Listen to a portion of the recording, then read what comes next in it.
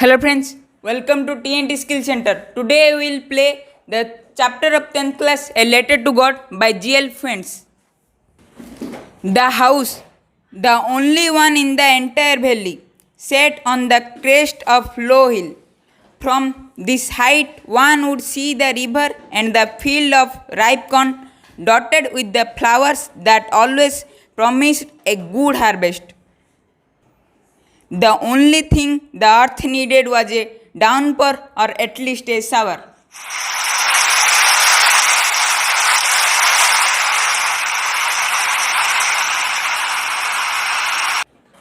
Throughout the morning, Lencho, who knew his fields intimately, had done nothing else but see the sky towards the northeast.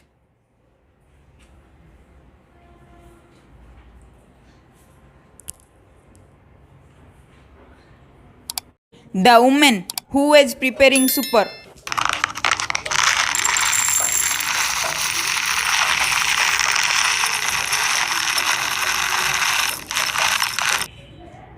Now we are really going to get some water? The older boys were working in the field while the smaller ones were playing near the house until the woman called to them all, "Come for dinner." It was during the meal that, just as Lencho had predicted, big drops of rain began to fall. In the northeast, huge mountains of clouds could be seen approaching. The air was fresh and sweet.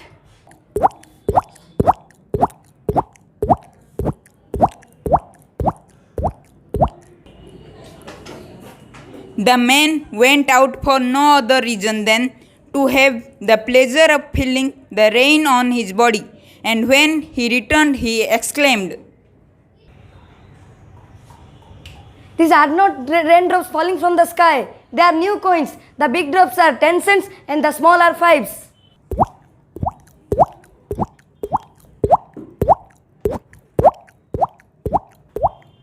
With a satisfied expression, he regarded the field of ripe corn with its flowers.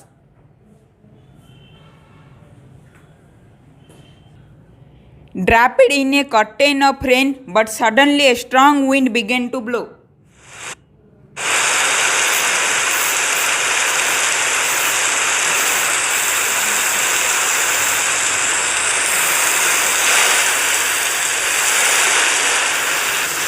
And along with the rain, very large hailstones began to fall.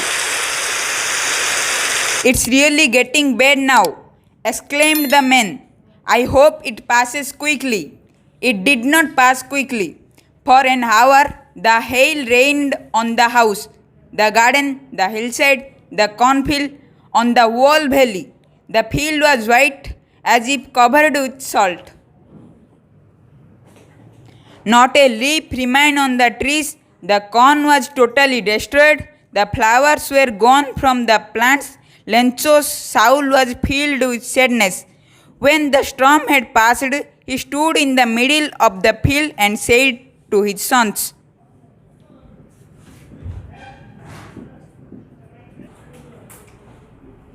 A plague of locusts, would you have left more than this? The hail has left nothing. This where we will now gone. The night was sorrowful one. All our working for nothing. There's no one who can help us. We will all go hungry this year. But in the hearts of all who lived in the solitary house in the middle of the valley, there was a single hope: help from God, help from God. Don't be so upset.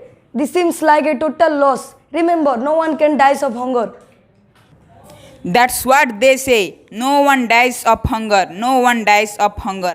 All through the night, Lencho thought only of one hope: the help of God, whose eyes, as he had been instructed, see everything, even what is deep in one's consciousness. Lencho was an oxman working like an animal in the fields.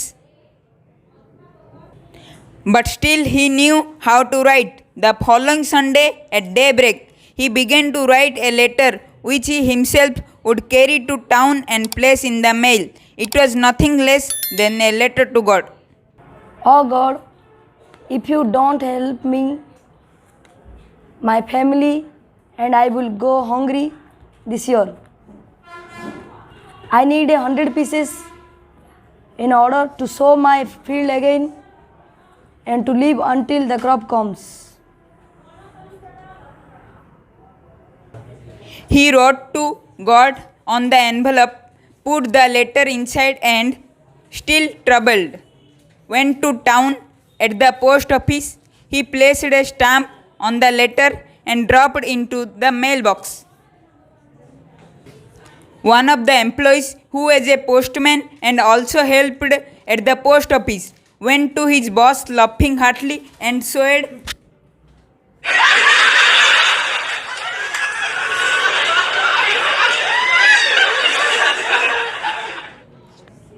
him the letter to God. Never in his career as a postman had he known that address.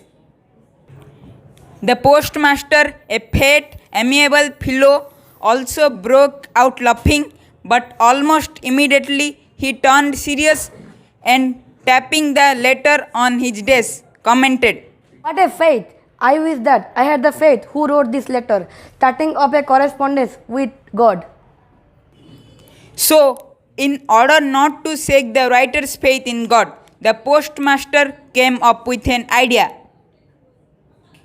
But when he opened it, it was evident that to answer it he needed to something more than goodwill, ink and paper. But he stuck to his resolution.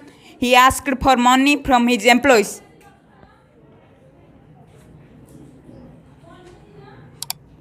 He himself gave a part of his salary. It was impossible for him to gather together the 100 pesos. So he was able to send the farmer only a little more than half. He put the money in an envelope addressed to Lencho, and with it a letter containing only a single word as a signature, God. The following Sunday, Lencho came a bit earlier than usually to ask if there was a letter for him. It was the postman himself who handed the letter to him, while the postmaster, expressing the contentment of a man who has performed a good deed, looked on from his office. Lencho showed not the slightest surprise on seeing the money. Such was his confidence, but he became angry when he counted the money. God could not have made mistake, nor could have denied Lencho what he had requested.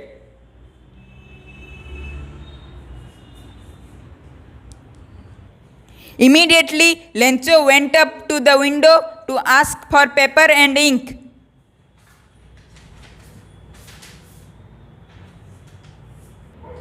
On the public writing table, he started to write, with much twinkling of his brow, caused by the effort he had made express his ideas. When he finished,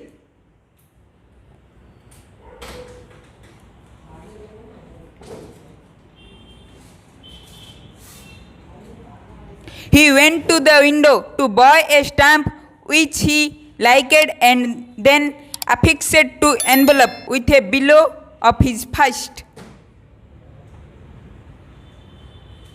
The moment the letter fell into the mailbox,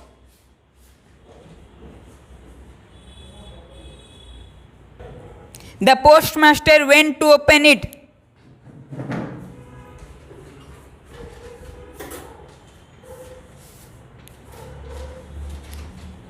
God of the money that I asked for, only 70 pesos reached me. Send me the rest since I need it very much. But don't send it to me through the mail because the post office employees are a bunch of crooks. Lencho.